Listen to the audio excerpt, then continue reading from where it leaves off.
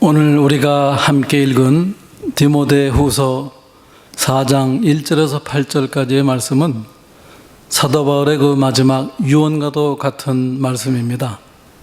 이 편지가 기록될 때는 AD 67년경으로 바울은 네로 황제의 그 기독교 박해가 극심하던 시기에 로마의 그 차갑고 어두운 지하 감옥에 갇혀 있었습니다. 이전 첫 번째 투옥 때와는 달리 이번에는 쇠사슬에 묶여 있었고 많은 동역자들이 떠났으며 오직 누가만이 그와 함께 있습니다. 사도 바울은 고독과 버림받은 느낌을 토로하며 신앙의 아들 같은 디모데가 빨리 와주기를 간절히 바라고 있습니다.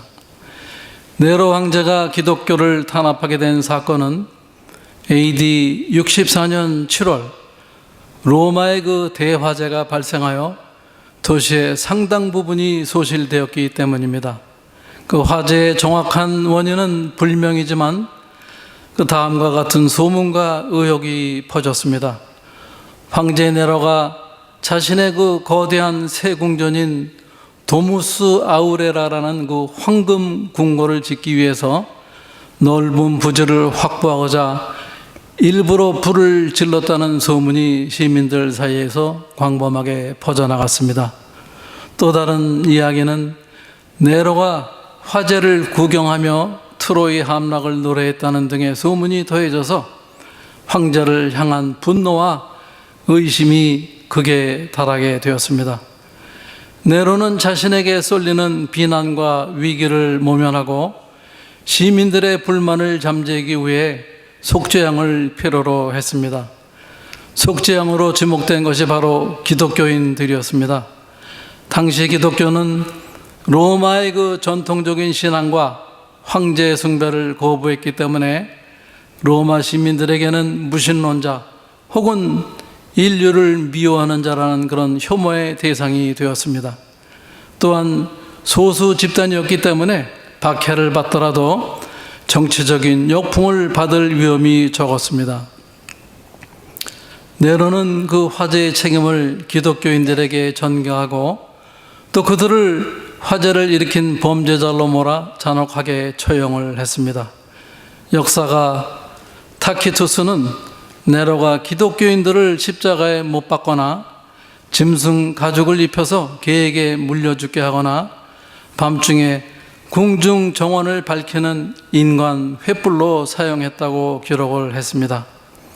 결국 네로 황제는 자신의 정치적 위기를 타개하기 위해 사회적으로 고립되어 있는 기독교인들을 희생양으로 삼아 대대적인 탄압을 시작했습니다.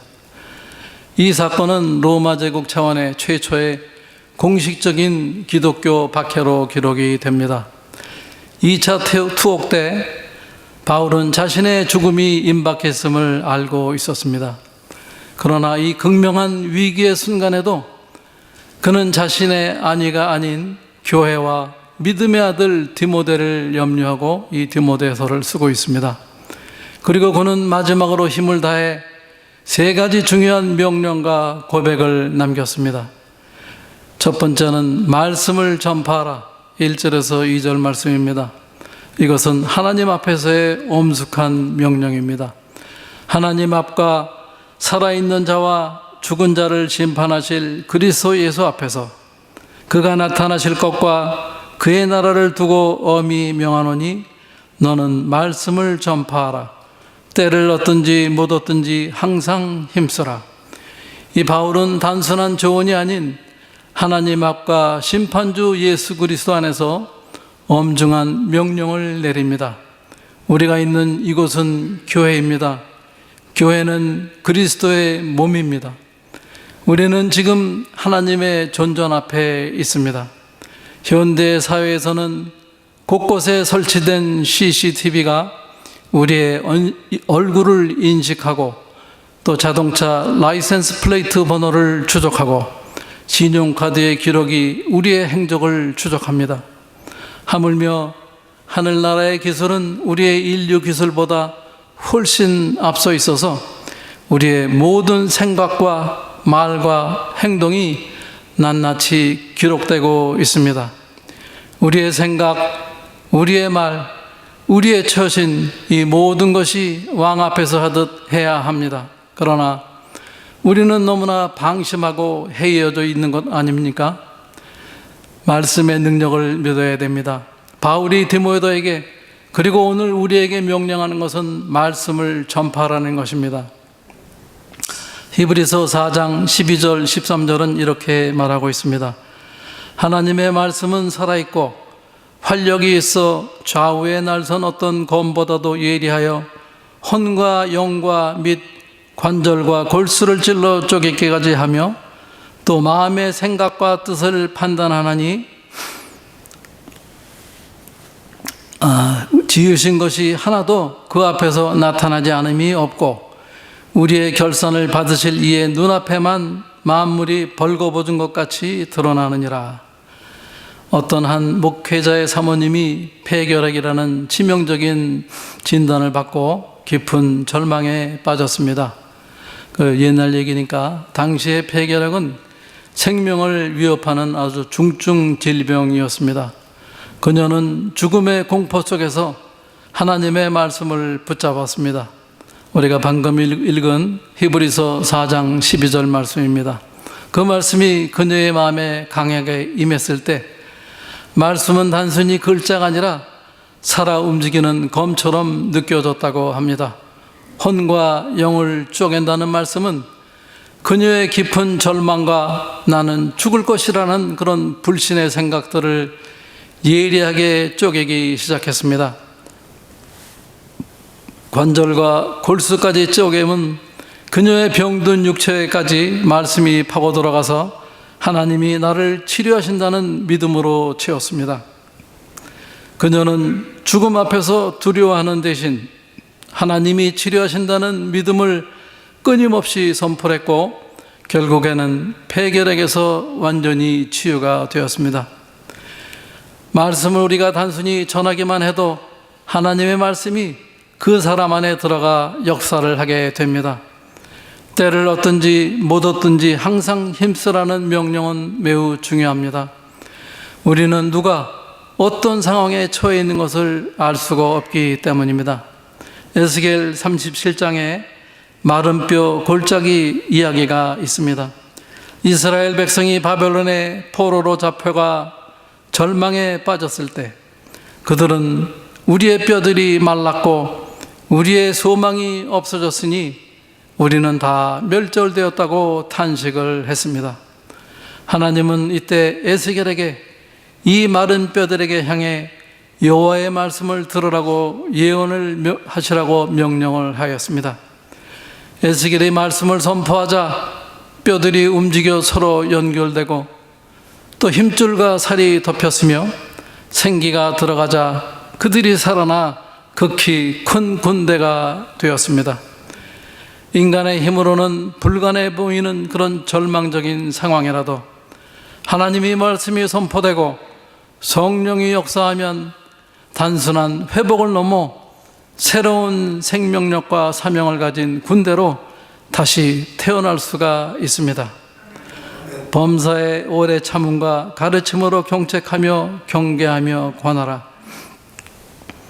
사람들은 말씀을 잘 듣지 않거나 또 듣더라도 금방 변화가 되지 않고 또 심지어는 진리를 대적하기도 합니다. 이러한 상황 속에서도 우리는 하나님께서 우리에게 오래 참아주셨듯 우리들도 인내해야 합니다. 이 명령은 어떤 상황에서도 포기하지 않고 끈기 있게 오래 참으며 성경적 진리를 기반으로 때로는 잘못을 지적해주고 또 때로는 따뜻하게 격려함으로써 듣는 사람을 올바른 길로 이끌어야 하는 그 사랑의 실천을 우리에게 말하고 있습니다. 이에 대한 적용으로 우리들은 이번 주에 또 한 사람에게 복음을 전하거나 위로의 말씀을 나누어 보시기 바랍니다. 어려운 사람을 만나더라도 쉽게 포기하지 말고 오래 참음으로 기도하십시오. 우리의 삶 자체가 그리스도의 편지임을 기억하시기 바랍니다. 두 번째는 거짓을 경계하라는 겁니다. 3절에서 5절 말씀입니다. 지금은 귀가 가려운 시대입니다. 때가 이르리니 사람이 바른 교훈을 받지 아니하며 귀가 가려워서 자기의 사욕을 따를 스승을 많이 두고 또 그 귀를 진리에서 돌이켜 허탄한 이야기를 따르리라. 이 바울이 예언한 이 시대가 바로 지금입니다. 사람들은 진리보다 자신의 귀를 즐겁게 하는 말, 자신의 욕망을 정당화해주는 그런 가르침을 찾고 있습니다. 호세아 선지자의 아내 고멜이 그랬습니다. 호세아 2장 5절에는 그 말을 이렇게 합니다. 나는 나를 사랑하는 자들을 따르리니 그들이 내 떡과 내 물과 내 양털과 내 삶과 내 기름과 내 술들을 내게 준다 하였음이라. 이스라엘은 풍요와 다산의 신인 바알과 아세라가 농작물과 가축을 줄 것이라고 착각을 했습니다. 그들은 자신들이 누리는 모든 물질적인 축복이 참된 남편이신 여호와 하나님으로부터 온 것을 망각하고 그 축복을 바알이 주는 것으로 믿었습니다. 이는 기브앤테이크의 논리에 따른 탐욕적인 그런 기복신앙을 상징합니다. 자신의 필요를 가장 잘 채워줄 것 같은 대상을 선택한 것입니다. 하지만 호세아 2장 8절은 분명히 말하고 있습니다. 곡식과 새 포도주와 기름은 내가 그에게 준 것이요 그들이 바알을 위하여 쓴 은과 금도 내가 그에게 더하여 준 것이거늘 그가 알지 못하더라. 이 모든 축복은 사실 하나님께로부터 오신 것입니다. 오늘 우리는 어떻습니까? 하나님 한 분으로 만족하지 못하고 돈 많이 벌고 싶고 성공하고 싶고 높아지고 싶어서 성공의 신, 만몬의 신을 향해 뛰어가고 있지는 않습니까? 여호와 하나님은 전능하신 유일한 신이십니다. 또 우리 하나님은 질투의 하나님이시기도 합니다. 질투의 하나님은 우리의 마음이 나뉘는 것을 아주 미워하십니다. 뱀이 하와를 유혹할 때를 기억하십니까? 너희가 그것을 먹는 날에는 너희 눈이 밝아져서 하나님과 같이 되어 선악을 알 줄을 하나님이 아시느니라. 여자가 그 나무를 본즉 먹음직도 하고 보암직도 하고 지혜롭게 할 만큼 탐스럽기도 한 나무였습니다. 우리의 눈에 보이는 먹음직하고 보암직하고 탐스러운 것들은 다 우리의 마음을 홀립니다. 하나님보다 다른 것들을 더 찾는 사람들이 많은 세상입니다. 하나님의 전능하심을 또 무죄부주하심을 우리들이 점점 희미하게 느끼는 세상입니다. 하나님은 점점 멀어지게 느껴지고 우리의 만몬신은 가까이 있는 것처럼 보입니다. 이럴 때 바울은 진리를 지키라고 합니다. 그러나 너는 모든 일에 신중하여 고난을 받으며 전도자의 일을 하며 내 직무를 다하라. 진리를 왜곡하는 세상입니다. 거짓이 난무하고 또 거짓이 버젓이 행세하는 세상에서 우리는 진리를 찾고 지키려는 노력을 한층 더 할 필요가 있습니다. 그렇지 않으면 우리들은 쉽게 거짓의 세계로 끌려 들어가게 될 것입니다. 우리 안에 육신의 정욕과 안목의 정욕과 이상의 자랑이 고개를 들 때 우리는 진리를 슬며시 놓게 됩니다. 우리는 우리의 삶에 진리를 적용해야 합니다. 우리가 누리는 모든 축복이 오직 하나님께로부터 왔음을 매일같이 고백하시기 바랍니다. 하나님 한 분으로 만족하는 삶을 선택하십시오. 세상이 주는 달콤한 유혹 앞에서 말씀으로 우리는 무장을 해야 합니다. 세 번째는 의의 면류관을 바라보라. 6절에서 8절의 말씀입니다. 전제와 같이 내가 벌써 부어지고 나의 떠날 시각이 가까웠도다. 이 전제는 포도주를 부어드리는 제사입니다. 보통 다른 주요 제사인 번제, 소제, 화목제 등에 추가되는 부속적인 제사의 성격이 있으며 하나님께 바치는 헌신과 감사의 표현을 완성하는 의미를 가지고 있습니다.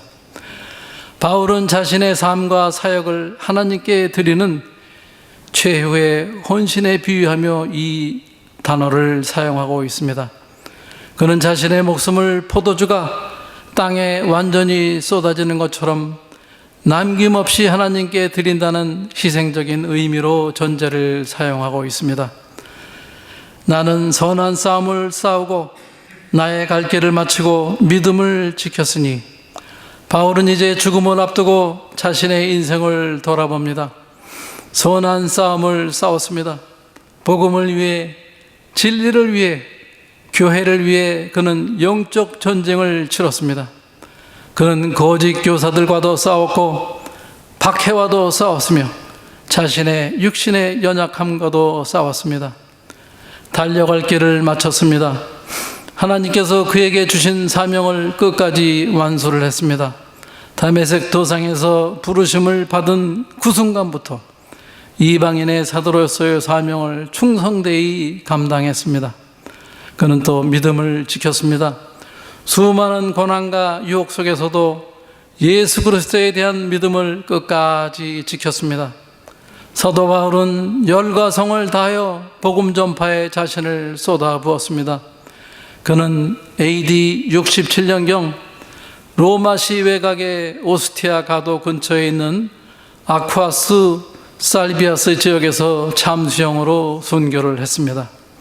현재 이곳에는 바울의 순교를 기념하는 트레 폰테인 아베이라는 새 분수 수도원이 세워져 있습니다. 전설에 따르면 바울의 목이 땅에 떨어질 때 3번 튀었고 그 자리마다 샘물이 솟아났다고 합니다. 이제후로는 나를 위하여 의의 면류관이 예비되었으므로 주 곧 의로우신 재판장이 그날에 내게 주실 것이며, 내게만 아니라 주의 나타나심을 사모하는 모든 자에게니라. 바울은 확신합니다. 자신을 위해 의의 면류관이 예비되어 있다고 말하고 있습니다. 그런데 여기서 우리들이 주목해야 될 점은 이 면류관이 바울에게만 주어지는 것이 아니라는 사실입니다. 주의 나타나심을 사모하는 모든 자에게 주어집니다.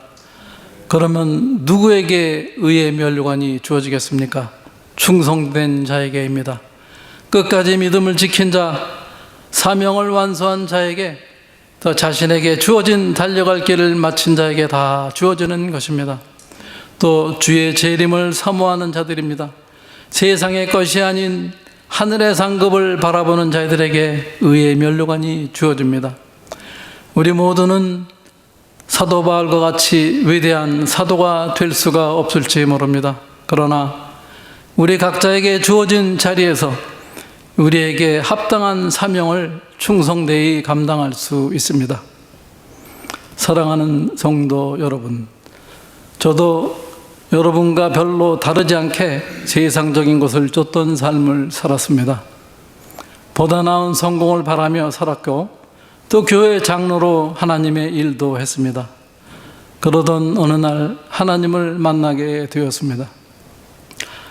이제 남은 인생은 나와 함께하자, 그런 말씀을 들었습니다. 가슴이 쿵 하고 내려앉는 느낌이었습니다. 여태까지 살아오던 패턴을 바꾸어야 하는 것을 알게 되었습니다. 내 삶의 목표를 내려놓고 하나님의 뜻을 살아드려야 하는 그런 순간이었습니다.